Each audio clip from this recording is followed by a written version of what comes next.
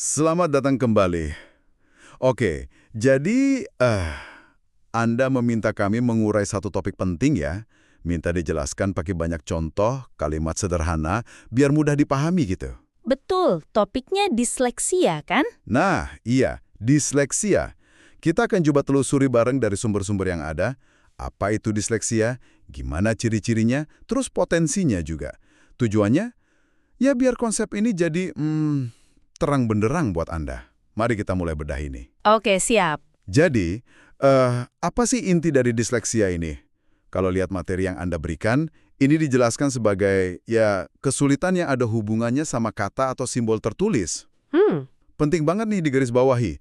Katanya ini bukan soal penglihatannya yang kurang bagus, tapi lebih ke cara otak memproses informasi pas lagi membaca. tepat. Jadi ada kesulitan spesifik buat menghubungkan bunyi ucapan dengan, ya, tulisan atau simbolnya. Oke, Nah, yang menarik di sini tuh ya bagaimana otaknya bekerja secara berbeda. Materi Anda kan nyebutin area otak yang penting buat proses bahasa, kayak bagian parieto-temporal gitu. parieto-temporal, oke. Itu fungsinya apa ya? Nah, itu tugas utamanya bantu kita memahami bahasa, terus nyambungin huruf sama bunyinya. Pada penyandang disleksia, area ini mungkin kurang aktif gitu pas mereka lagi baca. Jadi aktivitas otaknya beda ya di area itu? Iya, struktur fisiknya juga bisa ada perbedaan. Misalnya, pusat bahasa di otak kiri dan kanan ukurannya cenderung mirip sama besar. Padahal kan umumnya bagian kiri itu lebih dominan ya buat urusan bahasa. Oh gitu ya, biasanya kiri lebih besar ya? Umumnya begitu. Dan perbedaan neurologis ini bahkan bisa dimulai sejak perkembangan di dalam kandungan. Wah, oke. Itu menjelaskan dasar biologisnya ya. Nah, kalau dari sumber-sumber ini, apa aja nih tanda-tanda awal yang mungkin bisa kita kenali dalam kehidupan sehari-hari? Oke. Disebutkan misalnya, anak mungkin agak telat ngomongnya, atau susah ngucapin kata-kata yang agak rumit dibanding teman sebayanya. Itu gimana hubungannya sama perbedaan otak tadi? Nah, itu nyambung banget. Itu terkait langsung sama pemrosesan fonologis, kemampuan kita ngolah bunyi dalam bahasa. Kalau area otak buat itu kerjanya beda, ya efeknya bisa kelihatan di kemampuan bicara, terus nanti pas belajar baca juga. Oke. Masuk akal. Tanda lain yang sering disebut juga itu ya agak lambat ngenalin hal-hal dasar kayak alfabet, angka, atau warna, terus sering bingung sama huruf yang bentuknya mirip. Iya. Contoh klasik itu ya, B sama D, atau P sama Q. Betul sekali. Itu khas banget. Penting diingat, ini bukan karena anaknya kurang pinter atau gimana, tapi karena cara otaknya memetakan simbol visual, ya huruf itu tadi, ke bunyi, itu caranya nggak tipikal, gitu. Oke, jadi ada kesulitan memetakan simbol ke bunyi. Paham. Nah, materi Anda juga kasih contoh soal kesulitan mengeja secara konsisten. Maksudnya gimana tuh? Iya, jadi misalnya satu kata yang sama, hari ini dieja A, B, C. Besok bisa jadi A, C, B. Lusa lain lagi. Nggak konsisten gitu. Wah, bisa gitu ya? Bisa.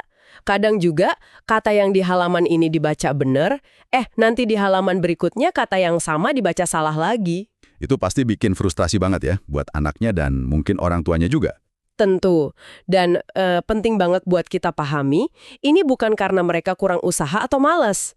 Ini benar-benar cerminan kesulitan inti dalam mengotomatisasi pengenalan kata dan ejaan. Oke, jadi bukan soal usaha ya? Bukan.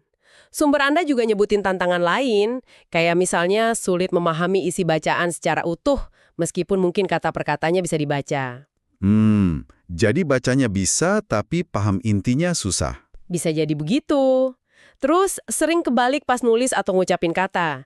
Contohnya, mobil jadi bolim atau semacamnya. Atau bingung sama kata-kata sambung kecil kayak di, ke, dari. Oh, kata-kata fungsional itu ya? Iya, bahkan ada juga ciri fisik kayak tulisan tangan yang mungkin ya kurang rapi, naik turun, atau sulit fokus lama-lama pas lihat teks. Wah, banyak juga ya manifestasinya.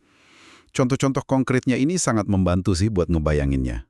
Ada lagi nggak contoh kesalahan spesifik pas baca yang sering terjadi? Ada. Di sumber Anda disebutin beberapa tipe kesalahan umum. Misalnya menghilangkan kata. Contohnya? Misal kalimatnya ayah pergi kerja. Dibacanya jadi ayah kerja, kata perginya hilang. Oke, terus?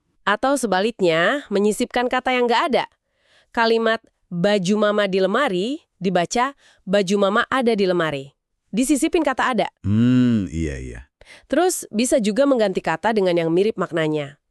Tas ayah di dalam mobil dibaca tas bapak di dalam mobil. Ayah diganti bapak.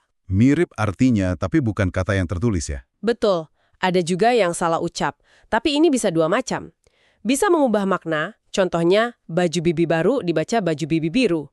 Kan beda ya, baru sama biru. Jauh bedanya iya. Atau salah ucap tapi maknanya tetap sama, lebih ke lafal aja. Kayak, kakak pergi ke sekolah, dibacanya kakak pigi ke sekolah. Maknanya sama, tapi ucapannya beda. Oke, mengulang-ulang kata juga termasuk. Kayak gagap gitu. Bisa juga ada yang disebut pengulangan, misalnya bapak. Dan tentu saja membalik huruf yang tadi sudah disinggung, kayak D dan B, P dan Q. Lengkap ya contohnya. Ini semua nunjukin kalau proses membaca itu emang nggak otomatis buat mereka. Tepat sekali. Kesalahan-kesalahan kayak menghilangkan, menyisipkan, mengganti, membalik, itu semua nunjukin adanya gangguan atau cara kerja yang beda di jalur pemrosesan bahasa di otak. Tapi nih, poin paling penting, paling krusial yang ditekankan di materi Anda. Apa tuh? Disleksia itu sama sekali bukan cerminan tingkat kecerdasan seseorang. Bukan berarti mereka nggak pinter. Nah, ini penting banget. Justru sebaliknya kan ya. Sumber ini nyebut banyak tokoh hebat. Ada Albert Einstein, Leonardo da Vinci, yang katanya punya ciri-ciri disleksia. Betul, ini menunjukkan bahwa disleksia itu bukan cuma soal kesulitan. Seringkali ini tuh kombinasi antara kelemahan di satu area, tapi ada kekuatan di area lain. Oh iya, kekuatan apa misalnya? Nah, meskipun sumber Anda nggak merinci banget mekanismenya ya, tapi disebutkan kalau banyak individu dengan disleksia itu unggul dalam hal pemikiran visual spasial, jadi membayangkan ruang, bentuk, itu jago. Menarik. Terus kreativitas, atau cara mecahin masalah secara holistik, lihat gambaran besarnya gitu. Mungkin aja ya cara otak mereka yang unik dalam memproses info verbal ini justru malah mengasah kemampuan berpikir out of the box. Jadi kesulitan di satu sisi bisa jadi mendorong pengembangan skill lain ya? Bisa jadi begitu. Ini menunjukkan adanya potensi unik, bukan cuma sekedar kekurangan atau defisit. Oke. Jadi kesimpulannya nih buat Anda yang menyimak, memahami disleksia lewat contoh-contoh nyata yang tadi kita bahas, ini ngebantu kita lihat gambaran yang lebih utuh ya? Iya. Ini bukan cuma soal susah baca, tapi ini tentang cara kerja otak yang berbeda, yang memang membawa tantangan tersendiri. Tapi di sisi lain, bisa juga nyimpen potensi yang luar biasa. Betul sekali. Dan pemahaman ini penting banget, supaya kita bisa ngasih dukungan yang pas, yang tepat sasaran, bukan malah ngasih label atau ngejudge keliru. Setuju, dukungan yang tepat itu kuncinya ya. Nah, sebagai penutup nih, mungkin ada sesuatu buat Anda renungkan sejenak. Tadi kan kita singgung soal banyaknya inovator, seniman, ilmuwan hebat yang punya ciri disleksia. Ya, Einstein, Da Vinci. Nah, coba Anda pikirkan lebih jauh deh. Kira-kira, mungkinkah ada kaitan langsung antara tantangan dalam memproses bahasa secara linier, ya urut gitu, dengan kemampuan buat melihat gambaran besar, atau ngenalin pola yang tersembunyi, atau bahkan melahirkan ide-ide yang orisinal yang nggak kepikiran sama orang lain? Pertanyaan menarik itu. Jadi, apakah kelemahan itu justru membuka pintu ke cara berpikir lain yang lebih kreatif? Mungkin saja. Sesuatu yang menarik buat Anda eksplorasi sendiri lebih lanjut.